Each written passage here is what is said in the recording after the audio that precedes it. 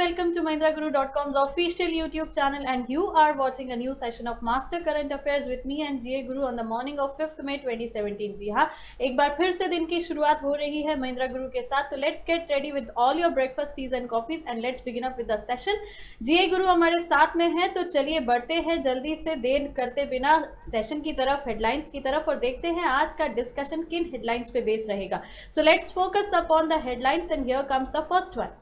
Hollywood film The Black Prince starring Indian actress Shabana Azmi and singer-poet Satinder Sartaaj has been awarded the Special Jury Remmy Award at the 50th Annual Fest Houston International Film Festival। Hollywood की film the black Prince को 50वें वार्षिक world fest Houston international film festival में special jury ramie award से पुरस्कृत किया गया। इस film में भारतीय अभिनेत्री शबाना आजमी एवं पंजाबी गायक सतिंदर सरताज अभिनेता की भूमिका में हैं। तो जीए गुरु से बिल्कुल जानते हैं सर, अवार्ड्स एंड अचीवमेंट के साथ ही फिर से आज का दिन शुरू हो रहा है। यहाँ पे अगर बात किया जाए तो एक ऑनर है, डेफिनेटली एक मूवी का नाम भी यहाँ निकल के आया है, और इससे डिटेलिंग हम क्या जान सकते हैं? इंपॉर्टेंट इसलिए बन जाती है क्योंकि एक हॉलीवुड मूवी है लेकिन उसमें इंडियन कैरेक्टर्स हैं, इस वजह से ये इंपॉर्टेंट न्यूज बन जाती है। इसका नाम है द ब्लैक प्रिंस, और ये आप देख पा रहे हैं 50th एनुअल वर्ल्ड फेस्ट जो कि हॉस्टन इंटरनेशनल फिल्म फेस्टिवल में होता है, उसमें इसको क्या किया है, नवाजा गया है स्पेशल जूरी रेमी अवार्ड से। तो देखेंगे क्या क्या इंपॉर्टेंट एस्पेक्ट्स अराइज हो सकते हैं आने वाले एग्जामिनेशन के लिए आपके लिए। तो देखते हैं क्या आते हैं।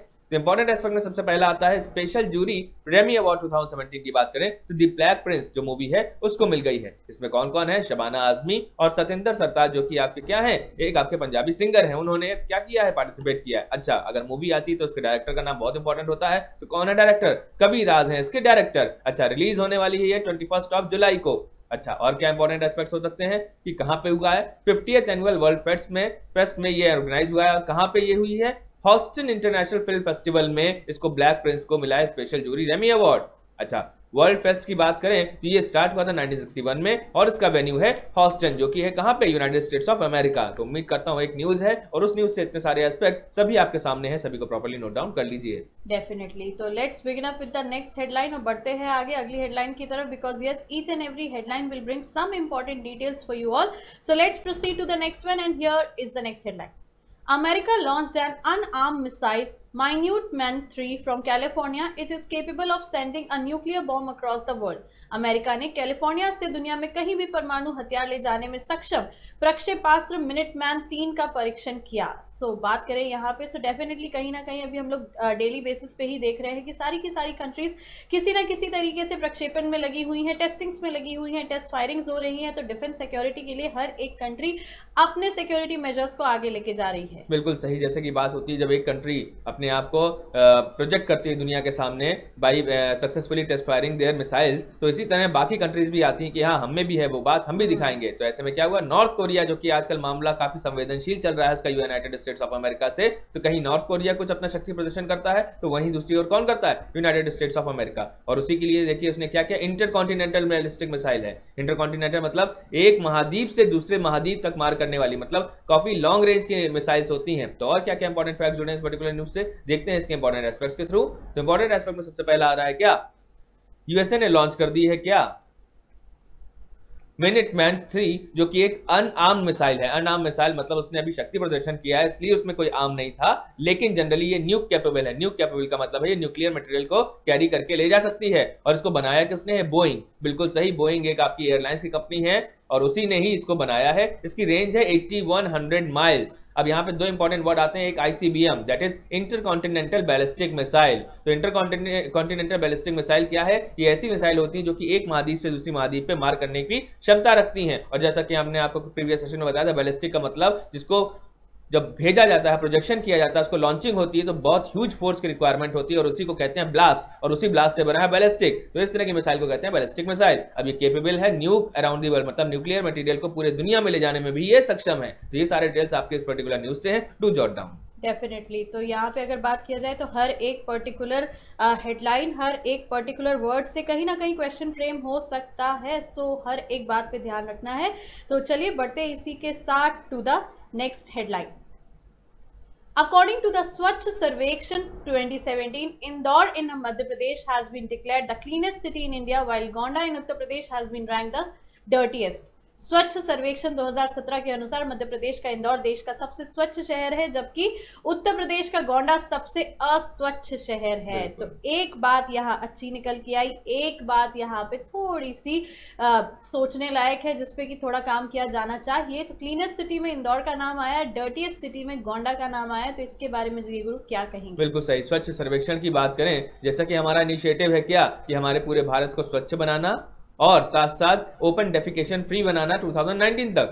तो ऐसे में हमारे इनिशिएटिव्स तो ले लिए गए, लेकिन उनको प्रॉपर मॉनिटरिंग की भी जरूरत है। और उस मॉनिटरिंग के चलते ही देखिए क्या है, स्वच्छ सर्वेक्षण किया जाता है। और इसी सर्वेक्षण में इस बार कौन आ गया है? मध्य प्रदेश का इंदौर आ गया है नंबर 1। और इसने किसको रिप्लेस कर दिया? मैसूर को रिप्लेस कर दिया। मतलब इससे पहले कौन था? मैसूर था। तो देखते हैं और क्या क्या इंपॉर्टेंट एस्पेक्ट जुड़े हैं इस पर्टिकुलर न्यूज से, क्या क्या चीजें इंपॉर्टेंट हो सकती हैं आपके आने वाले एग्जामिनेशन में, जानते हैं इसके इंपॉर्टेंट एस्पेक्ट्स के थ्रू। तो हियर इट कम्स।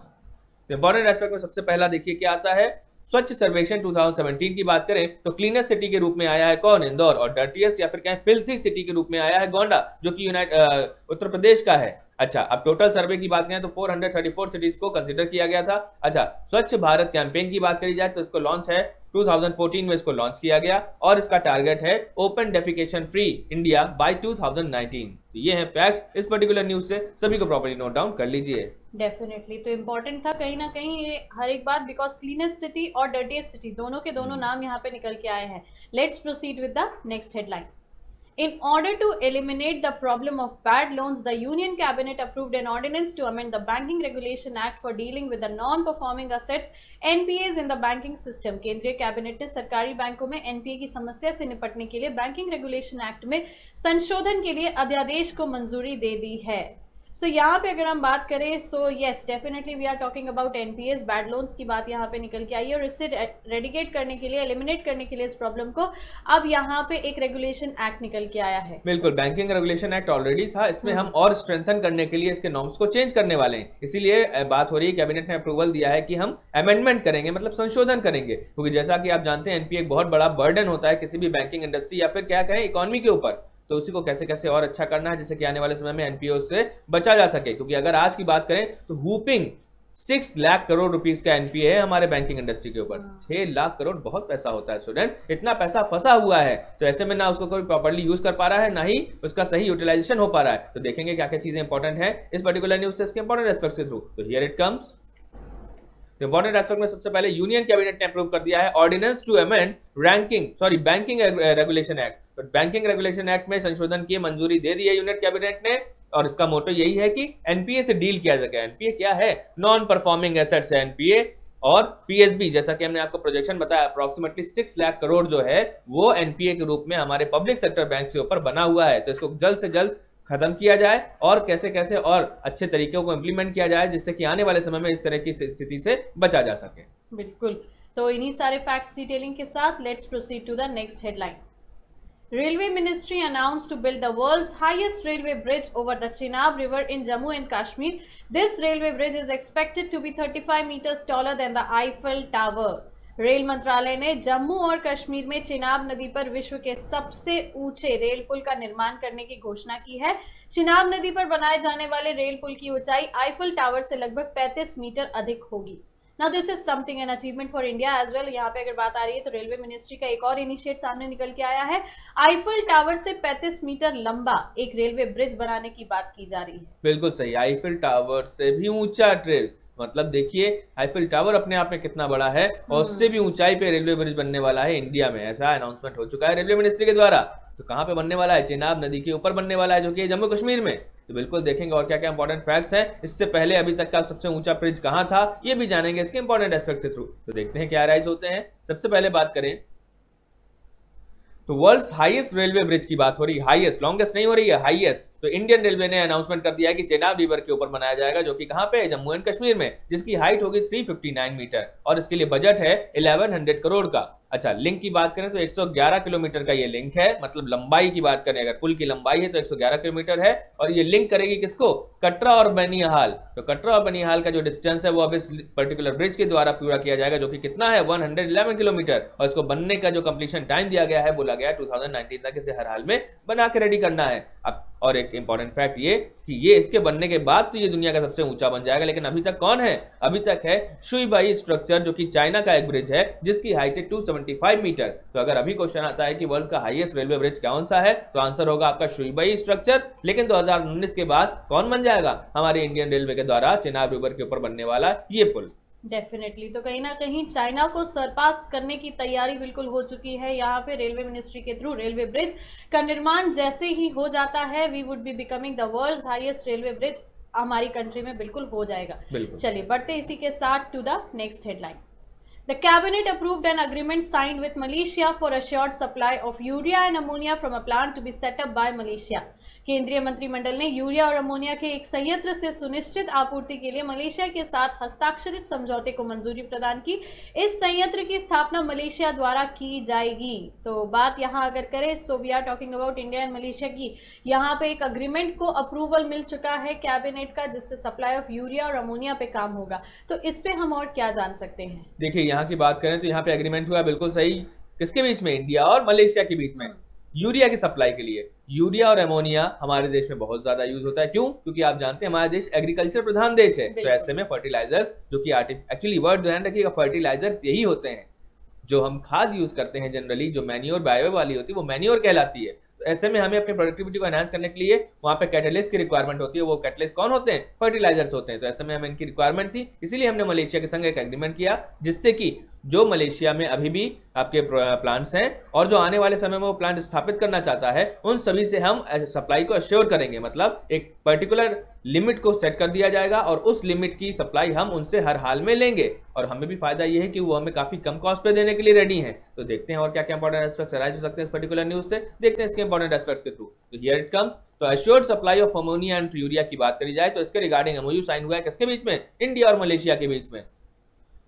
इसके साथ ही साथ एक प्लांट सेटअप करने की बात करी जा रही है मलेशिया के द्वारा। कहां पर? मलेशिया में ही, जिसको कॉस्ट आ रही है सेटअप करने की $2.1 बिलियन। और कहां पर? मलेशिया में, जैसा कि आप देख ही पा रहे हैं। एमओयू की बात करें तो इंडिया ने, अब इस एमओयू के अंतर्गत क्या कहा गया है कि एमओयू के अंतर्गत यही कहा गया कि इंडिया जो है वो बाई करेगी, परचेज करेगी अमोनिया और यूरिया। कहां से? मलेशिया से, वो भी बिल्कुल कम दामों पर। अब चूंकि मलेशिया की संख्या, तो मलेशिया से रिलेटेड फैक्ट्स आपकी स्क्रीन पर है। क्या है कैपिटल? कुआलालंपुर, करेंसी है रिंगिट और पीएम है नजीब रज़ाक। ये है डिटेल्स इस पर्टिकुलर न्यूज से, बहुत सारे हैं, सभी को प्रॉपर्ली नोट डाउन कर लीजिए। डेफिनेटली। तो इन्हीं सारे फैक्ट्स के साथ चलिए बारी है अगली हेडलाइन की। So here it comes. Honda Motorcycle and Scooter India HMSI has upstaged Bajaj Auto to become the second largest bike maker in India during April. Honda Motorcycle and Scooter India अप्रैल में Bajaj auto को पछाड़कर देश की दूसरी सबसे बड़ी motorcycle विनिर्माता बन गई है। तो बात करें यहाँ पे, डेफिनेटली होंडा का नाम बिल्कुल यहाँ पे जाना माना है ही, बहुत सारे व्हीकल हम मार्केट में देखते भी हैं। अब अगर ये बन जाएगा second largest bike maker India में, so definitely we are talking about something achievement by Honda. बिल्कुल सही बात है। अगर बात करी जाए टू व्हीलर्स की, टू व्हीलर्स में बात करी जाए सबसे ज्यादा बिक्री किसकी हो रही है अप्रैल मंथ में, तो आ गया है नंबर 1 पे कौन? नंबर 1 पे कौन है स्टूडेंट? तो नंबर 1 पे ही हीरो मोटोकॉर्प, नंबर 2 पे आ गया है होंडा और नंबर 3 पे आ गया है बजाज। तो देखें और क्या क्या चीज जुड़ी है। 3 कंपनियां आई हैं, तो 3 कंपनियों के बारे में डिटेल जानेंगे, तो बिल्कुल जानते हैं इसके इंपॉर्टेंट एस्पेक्ट के थ्रू। तो इंडिया लार्जेस्ट बाइक मेकर की बात करी जा रही है। नंबर 1 हीरो मोटोकॉर्प, सेकंड है आपका होंडा और थर्ड नंबर पे आता है बजाज ऑटो। तो जानते हैं इनके हेडक्वार्टर्स कहां पे? हीरो मोटोकॉर्प का है न्यू दिल्ली, होंडा का गुरुग्राम और बजाज का पुणे। तो जान लेते हैं इनके सीईओ भी। क्या है इनके सीईओ? हीरो के हैं पवन मुंजल, होंडा के हैं कीटा मुरामात्सु और सीईओ किसके? बजाज के कौन है? राजीव बजाज। तो देखिए 3 कंपनी के नाम आए, तीनों टॉप 1 2 3 लेवल की हैं और उन सभी के डिटेल्स आपके स्क्रीन पर हैं, एक को भी मिस मत करिएगा। डेफिनेटली इंपॉर्टेंट था कहीं ना कहीं। पहले हीरो होंडा एक था, फिर अलग हुआ, हीरो मोटोकॉर्प सामने आया, होंडा सामने आया। तो बस yes, the largest bike maker में अब 3 नाम हमारे सामने हैं, hero MotoCorp, Honda and Bajaj auto. तो बजाज ऑटो को सरपास करते हुए होंडा जल्दी ही सेकेंड पोजिशन पे दिखने वाला है। चलिए बढ़ते इसी के साथ to the next headline. Abhay Singh of Tamil Nadu defeated statemate Vikas Mehra to win the boys under nineteen title in the ISA junior open. Tamil Nadu के अभय सिंह ने अपने ही राज्य के विकास मिश्रा को हराकर ISA जूनियर ओपन स्क्वॉश में लड़कों के अंडर 19 वर्ग का खिताब जीत लिया है। सो यहाँ डेफिनेटली अगर बात किया जाए तो इट्स विकास मेहरा को सरपास किया है, अभय सिंह ने हराया है। सो डेफिनेटली अंडर 19 का यहाँ पे खिताब जीता है ISA जूनियर ओपन का। डिटेलिंग्स जानेंगे बिल्कुल जीए गुरु से। बिल्कुल, इंडियन स्क्वैश एसोसिएशन की बात करें, Indian squash association junior open की बात करें तो अंडर 19 कैटेगरी में कौन जीत गया? मेंस कैटेगरी में अभय सिंह जीत गए। तो अगर मेंस कैटेगरी हुई तो वुमेन्स कैटेगरी भी हुई होगी। तो देखें कौन कौन आया है आगे। तो इसके इंपॉर्टेंट एस्पेक्ट बताने वाले हैं आपको कि ISA जूनियर ओपन 2017 के बारे में। तो मेंस कैटेगरी में जीते हैं अभय सिंह और वुमेन्स कैटेगरी में जीती हैं कौन? सुनैना कुरुविला। तो ये दोनों है विनर आपके मेंस और वुमेन्स कैटेगरी में ISA जूनियर ओपन 2017 की। अंडर 19 की बात करी जाए, अच्छा ISA क्या है यहाँ पे? Indian squash association. अब ये कहां से बिलोंग करते हैं? आपके अभय सिंह तमिलनाडु से बिलोंग करते हैं। तो तमिलनाडु से रिलेटेड फैक्ट आपके स्क्रीन पर है। कैपिटल है चेन्नई, CM है ई पलानीस्वामी और गवर्नर है C विद्यासागर राव। तो इसी तरह न्यूज पढ़िए और उसको खूब सारे इंपॉर्टेंट एस्पेक्ट्स अराइज होते हैं, वो सभी आपके सामने हैं। तो इस तरह से आप अपने आप को क्या कर सकते हैं? बाकियों से और आगे कर सकते हैं। चलिए तो बढ़ते हैं इसी के साथ टू द नेक्स्ट हेडलाइन। अगला एक और इनिशिएट देखने को मिलेगा हमें यहाँ रेलवे मिनिस्ट्री की तरफ से। तो चलिए देखते हैं क्या है वो। Railway Minister Suresh Prabhakar Prabhu inaugurated the 2-day Global Technology Conference for Leveraging World-Class Technology International Conference on Development and Adaptation of Advanced Technology for Railways। Rail मंत्री सुरेश प्रभाकर प्रभु ने विश्व स्तरीय प्रौद्योगिकी से लाभ उठाने के लिए 2 दिवसीय विश्व प्रौद्योगिकी सम्मेलन रेलवे के लिए उन्नत प्रौद्योगिकी के विकास एवं अनुकूलन पर अंतर्राष्ट्रीय सम्मेलन का उद्घाटन किया। सो बात करें यहाँ पे, सो डेफिनेटली अगर बात किया जा रहा है टेक्नोलॉजी, एडवांस टेक्नोलॉजी और एडवांसमेंट पे काम होगा, यहाँ पे उनके अडेप्टेशंस पे काम होगा। सो और इससे हम क्या जान सकते हैं? बिल्कुल सही कहा। जैसे कि हम जानते हैं टेक्नोलॉजिकल एडवांसमेंट हर एस्पेक्ट में बहुत रिक्वायरमेंट होता है, क्योंकि आजकल हम लेबर स्टडी में नहीं स्मार्ट स्टडी की ओर बढ़ रहे हैं। और स्मार्ट मूव की ओर बढ़ने के लिए हमें क्या टेक्नोलॉजी का सहारा लेना पड़ेगा, और वही टेक्नोलॉजी हमें काम करने के लिए उसके बारे में जानना पड़ेगा, उसके बारे में R&D करनी पड़ेगी। तो इसीलिए देखिए क्या हुआ, रेलवे मिनिस्ट्री या फिर क्या रेलवे मिनिस्टर जो सुरेश प्रभु हैं, उन्होंने रिसेंटली इनॉग्रेट किया है 2 दिन की ग्लोबल टेक्नोलॉजी कॉन्फ्रेंस। इस कॉन्फ्रेंस में दुनिया भर के लोग आएंगे, एक से एक एक्सपर्ट्स आएंगे, उनके रिव्यूज को लिया जाएगा, उनके आइडियाज को लिया जाएगा और उसको इंप्लीमेंट करेंगे अपनी रेलवे इंडस्ट्री में, जिससे कि ज्यादा से ज्यादा सुविधा लोगों तक पहुंचाई जा सके। तो देखेंगे क्या क्या इंपॉर्टेंट एस्पेक्ट्स अराइज हो जाते हैं इस पर्टिकुलर न्यूज से। ग्लोबल टेक्नोलॉजी कॉन्फ्रेंस की बात करी जाए तो इसको सुरेश प्रभु ने हाल ही में इनॉग्रेट किया है। वो कौन है सुरेश प्रभु? हमारे देश के रेल मिनिस्टर हैं। अच्छा, इसी के साथ एक बात और आ जाती है कि रेलवे बोर्ड के चेयरमैन कौन है? वो है हमारे AK मित्तल। तो ध्यान रखिएगा, जनरली स्टूडेंट्स कंफ्यूज हो जाते हैं कि रेलवे बोर्ड के चेयरमैन को भी जनरली वो सुरेश प्रभु लिखने लगते हैं, लेकिन वो रेलवे बोर्ड के चेयरमैन है AK मित्तल, जबकि मिनिस्ट्री को रिप्रेजेंट करने वाले मिनिस्टर हैं सुरेश प्रभु। अच्छा, इसके साथ ही साथ जो आपकी ग्लोबल टेक्नोलॉजी कॉन्फ्रेंस है उसको किस नाम से और जाना जाता है? International conference on development and adaptation of advance technology for railways. तो इसके नाम से भी इसको जाना जाता है। तो ये थे फैक्ट्स इस पर्टिकुलर न्यूज से, प्रॉपर्ली नोट डाउन कर लीजिए। डेफिनेटली। तो चलिए बढ़ते हैं इसी के साथ आगे और देखते हैं नेक्स्ट हेडलाइन क्या है हमारे सामने, और उसके बाद डेफिनेटली इनका रिवीजन रिकॉल करेंगे क्वेश्चन आंसर्स के through. But yes, first comes the last headline, so here it is. India successfully test fired the Agni-2 ballistic missile from APJ Abdul Kalam Island of Odisha coast। Bharat ने ओडिशा तट के APJ Abdul Kalam परीक्षण range से Agni-2 ballistic missile का सफल परीक्षण किया। सो अगर बात करें यहाँ पे, so definitely we are talking about again, अब यहाँ पे बात हो रही है मिसाइल टेस्टिंग की। तो इससे डिटेलिंग में हम और क्या जान सकते हैं? बिल्कुल सही, जैसा कि दुनिया के दूसरे देश टेस्ट कर रहे हैं अपनी मिसाइल्स को, सिमिलरली इंडिया भी टेस्ट कर रहा है, जिससे कि वो भी दिखा दे कि हम भी आगे हैं रेस में, कोई पीछे नहीं है। तो देखिए बिल्कुल सही बात है। अब्दुल कलाम आइलैंड जो कि ओडिशा कोस्ट पे बिलोंग करता है, जिसको फॉर्मर व्हीलर आइलैंड के नाम से भी जाना जाता था, इससे हमने अपनी Agni-2 बैलिस्टिक मिसाइल को सक्सेसफुली टेस्ट फायर किया है। तो देखें क्या क्या जुड़े हैं और फैक्ट्स इस पर्टिकुलर न्यूज से, इसके इंपॉर्टेंट एस्पेक्ट्स से थ्रू अराइज होते हैं। तो देखें, here comes the important aspects. India ने सक्सेसफुली टेस्ट फायर कर ली है Agni-2। तो Agni-2 की बात करी जा रही है कहां से? तो APJ अब्दुल कलाम आइलैंड से, जिसको हम फॉर्मरली व्हीलर आइलैंड के नाम से भी जानते हैं। अच्छा, Agni-2 की बात करी जाए तो इसकी रेंज है 3000 किलोमीटर, और ये न्यूक्लियर कैपेबल, मतलब आपका न्यूक, मतलब न्यूक्लियर मटेरियल भी ले जा सकती है एक स्थान से दूसरे स्थान तक। हालांकि अगर रेंज की बात करें तो पहले इसकी रेंज 2000 किलोमीटर के अप्रॉक्स थी, इसको रिसेंटली एडवांसमेंट किया गया और एडवांस करके इसकी रेंज को और बढ़ाया गया है। तो कितनी हो गई? अप्रॉक्सीमेटली 3000 किलोमीटर हो गई है। अच्छा, अब्दुल कलाम आइलैंड की बात करें, जैसा कि हमने आपको पहले बताया, इसको पहले व्हीलर आइलैंड के नाम से जाना जाता था और ओडिशा कोस्ट से इसको लॉन्च किया गया, तो ओडिशा का नाम आया। तो ओडिशा से रिलेटेड फैक्ट्स आपके स्क्रीन पर है। कैपिटल है भुवनेश्वर, CM है नवीन पटनायक और गवर्नर है कौन? SC जमीर। तो ये है सारे डिटेल्स आपके स्क्रीन पर, सभी को प्रॉपर्ली नोट डाउन कर लीजिए। डेफिनेटली। तो चलिए बढ़ते हैं जल्दी से फिर क्वेश्चन आंसर सेशन की तरफ, क्यों करें देर, और देखते हैं इन हेडलाइन से किस तरीके के क्वेश्चन स्ट्रीम हो सकते हैं। So here comes the first question. Which movie has been awarded the Special Jury Remy Award at the 50th Annual World Fest Houston International Film Festival? तो आंसर ऑप्शन देखेंगे. Definitely. So you go to my head, rock warrior, the black prince, special encounter, the chess player. So बात अगर करें यहाँ पे किस movie को special jury ramie award से नवाजित किया जाएगा 50वें एनुअल वर्ल्ड फेस्ट में, so answer is definitely option number 3, the black prince. बिल्कुल सही, black prince is the right answer. Let's proceed to the next question. Which country recently launched an unarmed missile Minuteman III, which is capable of sending a nuclear bomb across the world? किस देश ने हाल ही में एक प्रक्षेपास्त्र missile Minuteman 3 का launch किया जो दुनिया भर में परमाणु बम भेजने में सक्षम होगा? सो डेफिनेटली ऑप्शन है USA, Russia, China, Japan, India. And yes, we have the right answer, option number 1, USA. बिल्कुल सही, USA is the right answer. चलिए let's proceed to the next question. According to the Swachh Sarvekshan 2017, which city has been declared the cleanest city in India? साफ सुथरे शहर की बात हो रही है. Bengaluru, Pune, Surat, Lucknow, Indore. So definitely the right answer is option number 5, Indore of Madhya Pradesh. बिल्कुल सही, Indore of Madhya Pradesh is the right answer. और इसी के साथ डर्टियस्ट या फिल्दी शहर में गोंडा का नाम निकल के आया है. बिल्कुल, गोंडा उत्तर प्रदेश से. चलिए let's proceed to the next question. What does NPS stands for? NPS से क्या संदर्भित है या क्या अभिप्राय है? Non prolific assets, non performing assets, non profit assets, new pension assurance या new provident asset. तो definitely we are talking about some bad loans और यहाँ पे आंसर होगा option number 2, non performing assets. बिल्कुल सही, bad loan, non performing asset is the right answer. Let's proceed to the next one. On which river railway minister या railway ministry has announced to build the world's highest railway bridge in India? Ganga, Brahmaputra, Yamuna, Chenab, Gomti. तो बात करें Eiffel tower से भी 35 metre ऊंचे bridge को बनाने की बात की गई है चेनाब के ऊपर. So option number 4 is the right answer. बिल्कुल सही, जम्मू कश्मीर में स्थित Chenab river is the right answer. Let's proceed to the next question.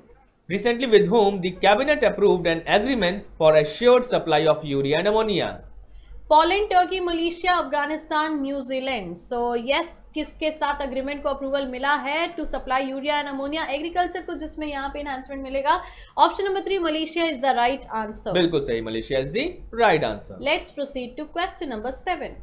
Name the largest bike maker of India in the month of April. तो अप्रैल महीने में सबसे ज्यादा बाइक किसने बेची हैं? सबसे ज्यादा की बात हो रही है यहाँ, ध्यान से देखेंगे. Hero MotoCorp, Honda Motors, Bajaj Auto, Yamaha Motors या टीवीएस मोटर्स. तो yes, we have the right answer, Hero MotoCorp, option number 1. बिल्कुल सही, हीरो मोटोकॉर्प बिल्कुल नंबर 1 है. और number 2 Honda and number 3 Bajaj. That means 1, 2, 3 का जो सीक्वेंस ऑप्शन में है वही है as it is in cause of largest bike maker. Let's proceed to the next question. Who has won the boys under 19 title in the ISA Junior Open 2017? Udit Mathur, Manish Singh, Anand Chaure, Vikas Mehra, Abhay Singh. So let's see the right answer. Option number 4 Vikas Mehra, option number 5 Abhay Singh. Vikas Mehra को उन्होंने defeat किया. बिल्कुल सही. चलिए तो let's proceed to the next question. Who inaugurated the 2-day global technological conference for leveraging world-class technology?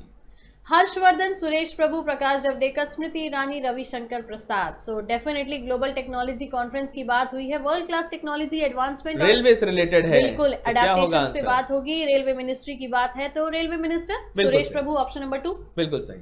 चलिए let's proceed to the last question. Which of the following missile has been successfully test fired from APJ Abdul Kalam Island of Odisha coast? तो देखिए, निम्नलिखित मिसाइलों में से किसको हाल ही में Odisha coast से क्या किया गया, लॉन्च किया गया, जानेंगे. आकाश 1, अग्नि 1, आकाश 2, अग्नि 2 या पृथ्वी 1. तो आंसर की बात करें सो यस, अग्नि 2 बैलिस्टिक मिसाइल. बिल्कुल सही, 3000 किलोमीटर की रेंज वाली Agni 2 ballistic missile is the right answer. तो इसी क्वेश्चन के साथ we'll end up this session. Do not forget to click on the like button because this session is all yours for you all only, because आपका current affairs यहीं से build up होता है filtered format में. So do click on the like button and yes, comment करके बिल्कुल बताइए the improvisation you want to look upon in MCA session. Share कर दीजिएगा लिंक को ताकि आपके बाकी सारे फ्रेंड्स की भी न्यूज़पेपर को छाटने काटने की प्रॉब्लम खत्म हो जाए. And new viewers, do subscribe our channel to get the easy access of all our videos in the upcoming days. MC के सेशन में फिर मुलाकात होगी आपसे. तब तक के लिए खुश रहिए, ख्याल रखिए, पढ़ते रहिए. And yes, do not forget your success is our success. Thank you so much.